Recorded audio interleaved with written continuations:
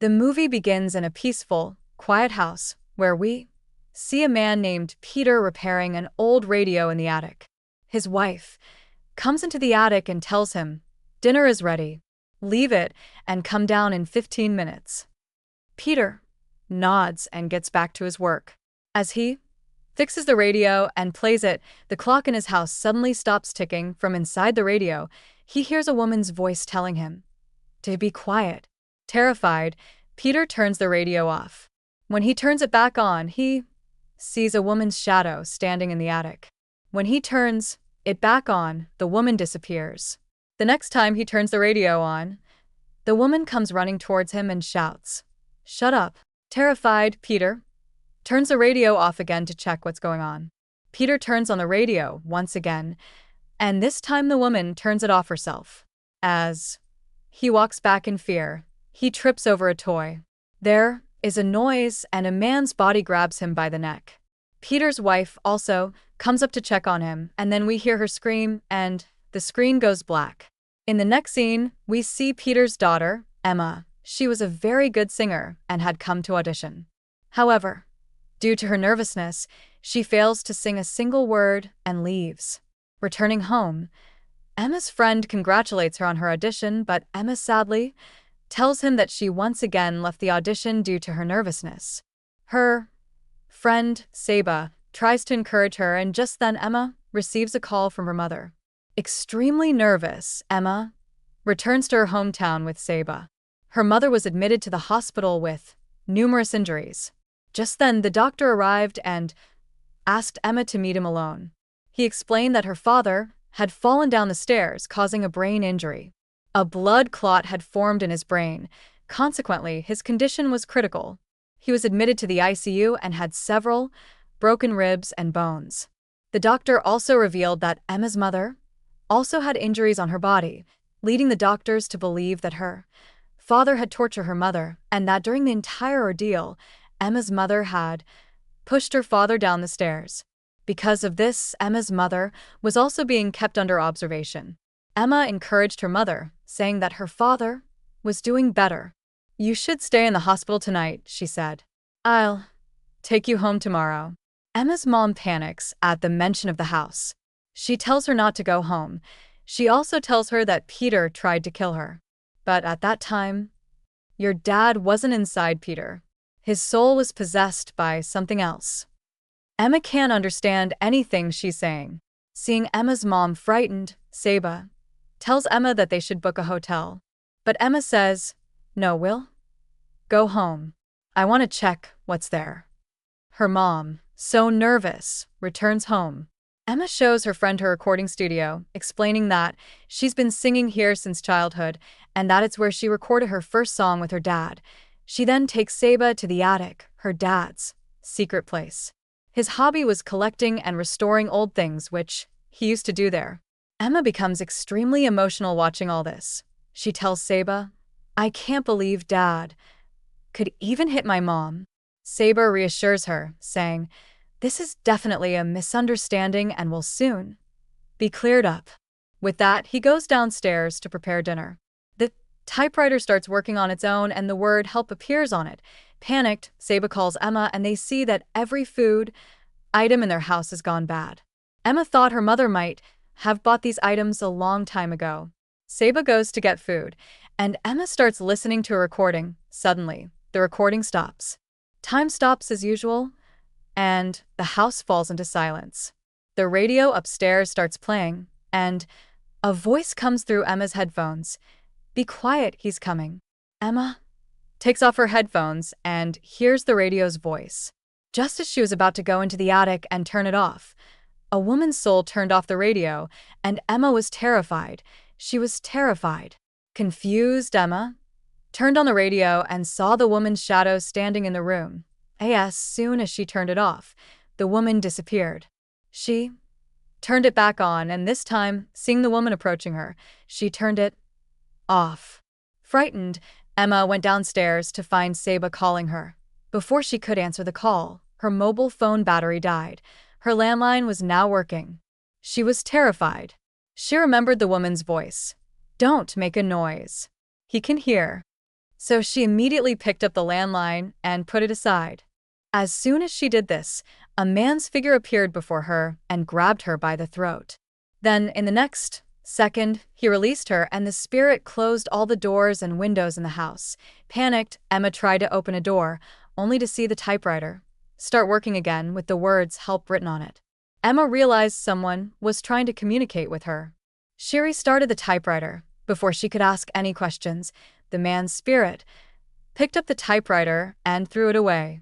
Just then, Emma saw the spirits of a woman and a child fleeing. Panicked, she ran upstairs to the attic and tried to open the window.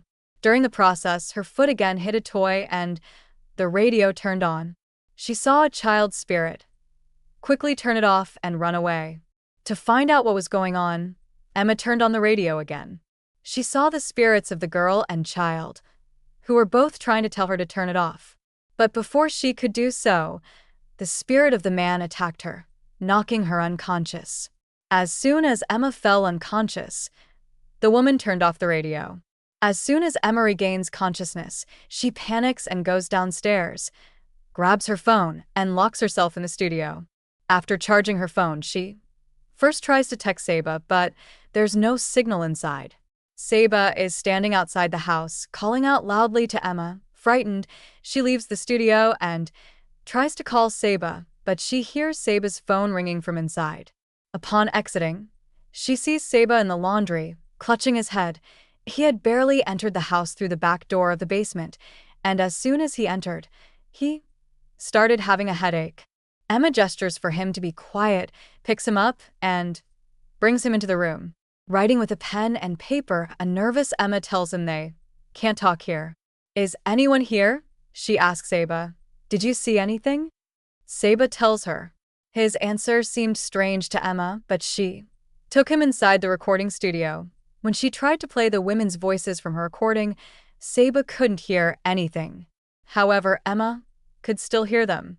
This time, there was a second voice in the recording suggesting that she was there. Hearing this, Emma panicked, and as she looked back, Saba had disappeared. When she emerged, Saba was in the living room, swaying strangely in a rocking chair.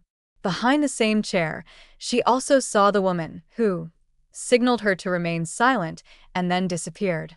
When Emma approached Saba, one of Saba's eyes turned white, indicating that Saba had also been possessed by the man's spirit.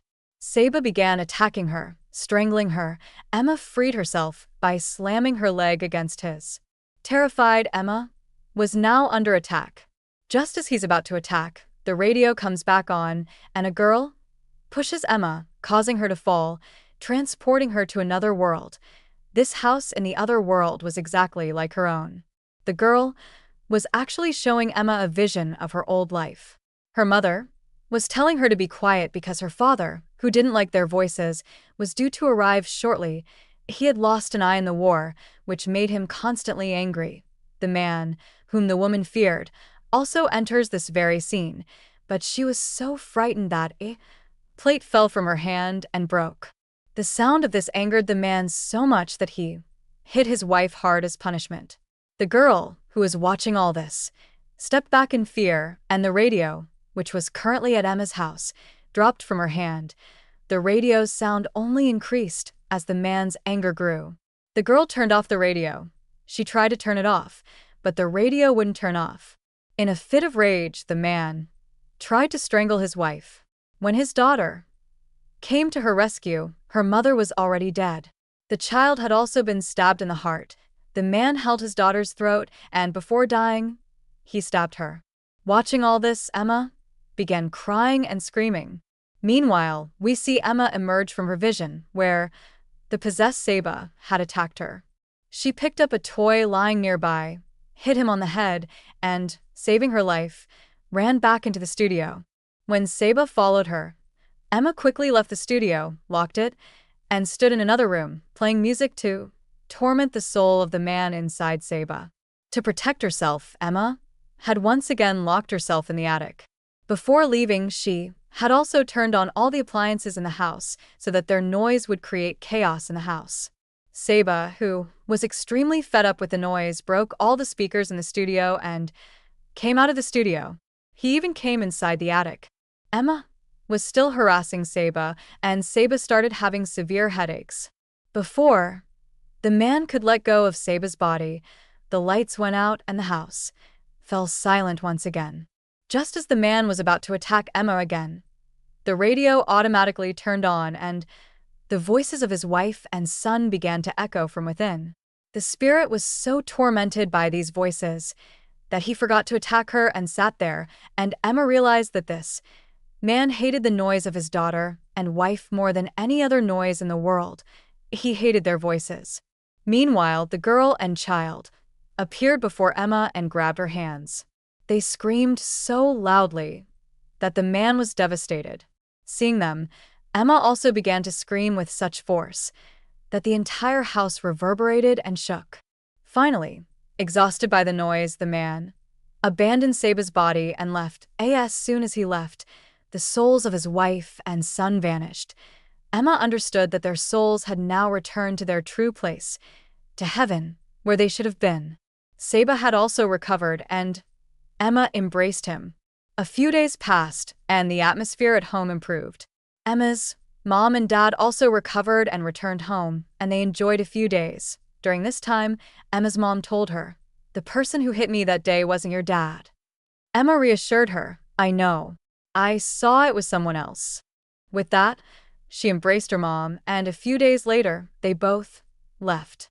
Emma had also thrown away the radio from her house. Another boy picked it up and sold it to an antique shop. This antique shop contained other antiques like this radio. Shortly after, a young woman also came to visit the antique shop. She took a picture of a portrait kept there. So the portrait pulls the girl in. The movie ends with the suspense of what happened to her.